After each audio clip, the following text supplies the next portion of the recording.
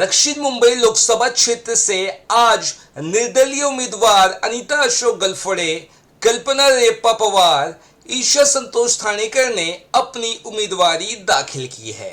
युवा से युवा संगठन के संस्थापक आदित्य महिमकर ने इन उम्मीदवारों का समर्थन किया है और आदित्य ने साथ ही ये भी कहा है कि वो अपनी पूरी ताकत लगाएंगे।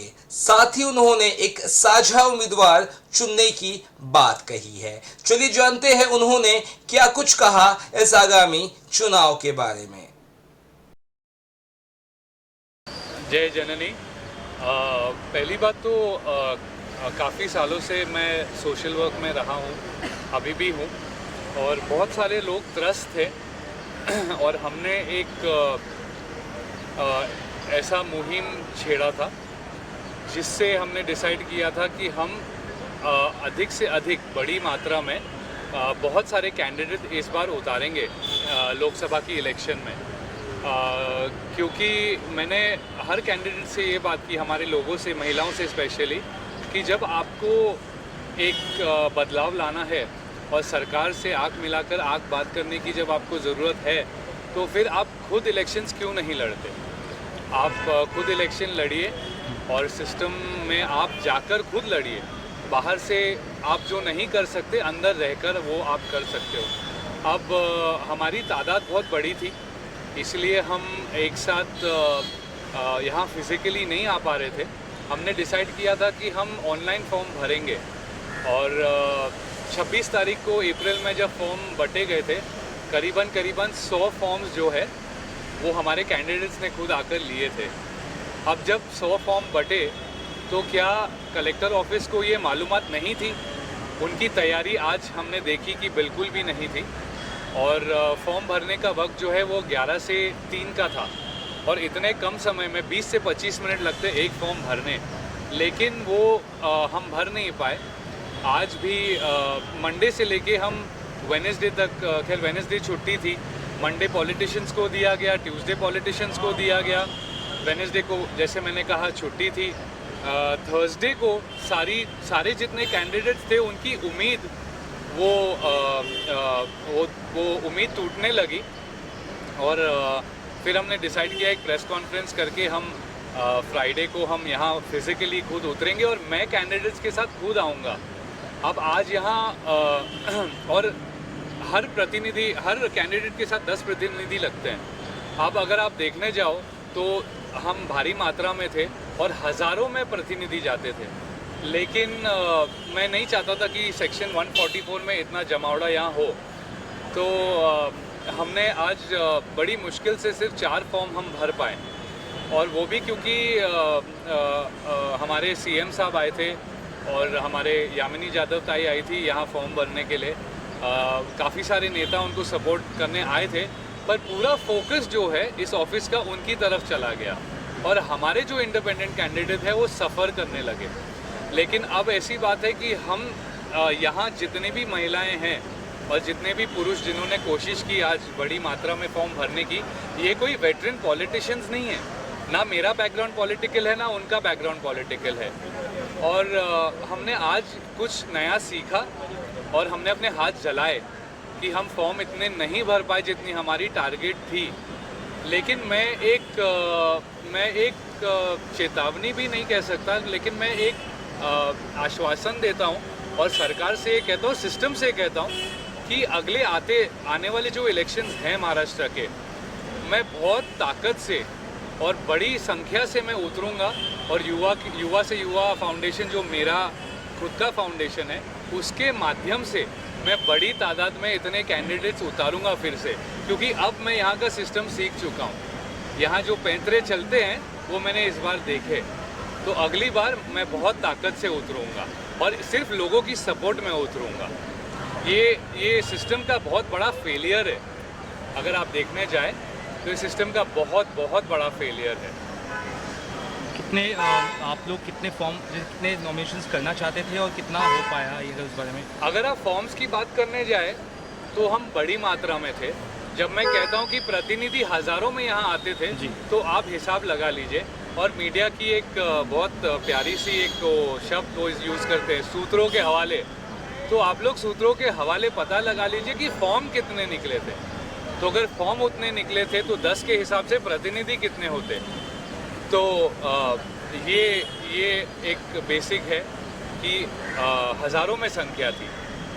तो फेलियर के बारे में जो आप बात कर रहे थे, ऑनलाइन भी फॉर्म भरे जा सकते जी। हैं, तो उस बारे में ऑनलाइन आपने ट्राई नहीं किया? नहीं, ऑनलाइन हमने कोशिश की थी मंडे को, जी। सोमवार को हमने कोशिश की थी, काफ़ी लोगों ने फॉर्म भरे, लेकिन जब वो सबमिट करने गए तो ये वेबसाइट उनका या तो एरर दिखाता था या क्रैश दिखाता था, कुछ टेक्निकल इश्यूज़ के वजह से। और हमने यहाँ कलेक्टर की ऑफिस में ये उन्हें बताया वर्बली, लिखित में कुछ नहीं है, पर वर्बली उनसे पूछा कि ये प्रॉब्लम आ रही है वेबसाइट पे, तो उन्होंने कहा कि आप फिजिकली आइए। जब ट्यूसडे को हम आए तब बहुत लोग थे ऑलरेडी पॉलिटिकल, वेडनेसडे को छुट्टी थी। अच्छा, ये दूसरी बात ये है कि हमारे देश का सबसे बड़ा मुद्दा है इलेक्शन। तो इलेक्शन के बीच में छुट्टी की इनको ज़रूरत क्या है? वो एक छुट्टी का दिन भी हमारे लिए हम 10-20 प्रतिनिधि भर पाते थे।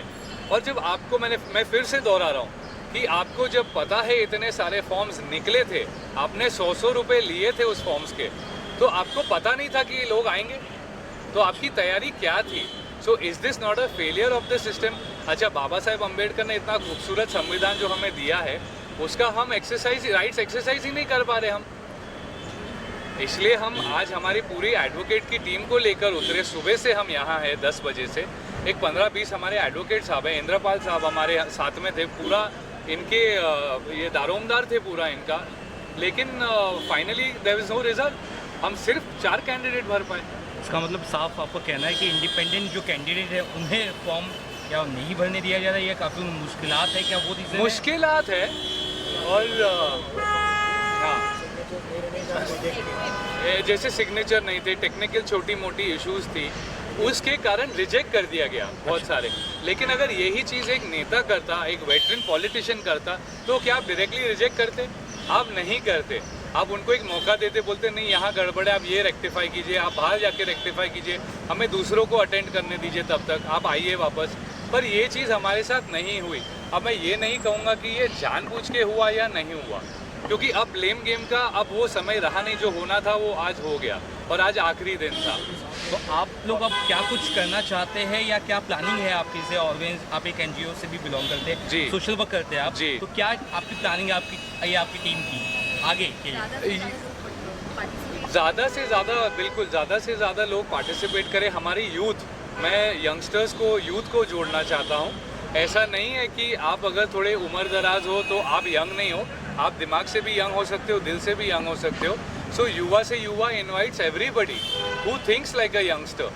और युवा से युवा बस ये है कि हम लोगों को एक साथ जोड़े, यूनिटी में ताकत है, और सब आगे बढ़े बस।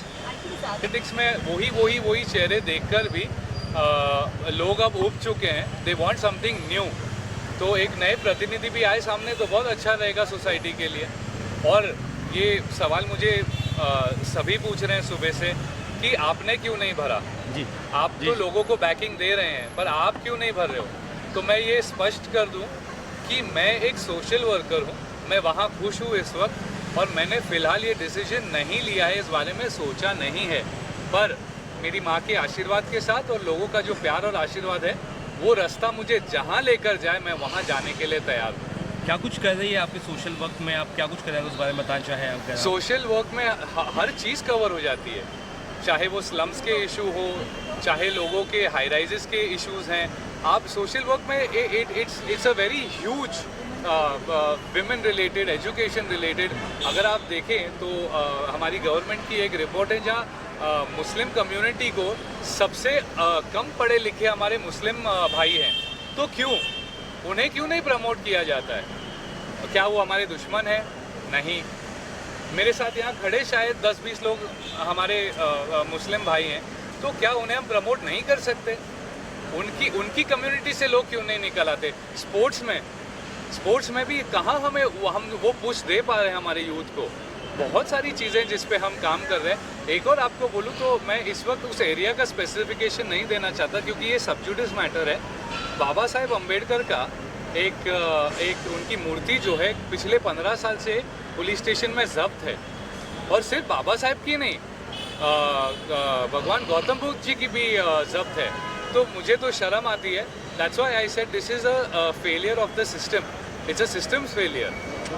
सो we are not restricted to any. Public को क्या मैसेज रहेगा वोट के लिए, किसे दे, क्या करें, उस बारे में अगर कहा जाए तो? वोट के लिए तो हम किसी को कुछ बोल नहीं सकते, लेकिन एक चीज़ ज़रूर बोलूँगा कि आप पार्टी को मत देखिए, आप जाकर अपने प्रतिनिधि को जानिए। Go interact with that person, go to his office, आप देखिए, उसको कुछ काम दीजिए, उसको आपके लोकल लोगों से मिलाइए, देखिए वो कितने सक्षम है। और एक ही नहीं, आप सभी कैंडिडेट से मिलिए। बिल्कुल बिल्कुल बिल्कुल बिल्कुल। जो लोग अब आप वोट दे रहे हो तो उसका बैकग्राउंड थोड़ा सा तो चेक होना भी चाहिए। और मुझे तो ऐसा लगता है कि सरकार को इस चीज़ पे सोच विचार करना चाहिए कि from in the future politicians के लिए भी कोई एग्ज़ाम होना चाहिए कि आप पढ़े लिखे हो, आप अगर पीएम हो तो you should at least have a PhD और समथिंग, एलिजिबिलिटी। तो कोई भी आ जाए, ठीक है, मेरा विरोध नहीं है, I am just saying that we'll be in better hands. मेरा ये कहना है। इंडियन रेवोल्यूशनरी जो फाउंडर्स थे वो हाईली एजुकेटेड थे, और उस चीज़ को भी बहुत ध्यान रखकर हमारे यूथ को ही एक्चुअली पिकअप करना चाहिए। और एंड में एक मैसेज दूंगा कि सभी लोगों को, सारे यूथ और इनफैक्ट पूरे देश को बाबा साहेब के संविधान का थोड़ा सा एक पढ़ाई एक कंपलसरी कर देना चाहिए, एक सब्जेक्ट बना देना चाहिए। Thank you. जी, थैंक यू।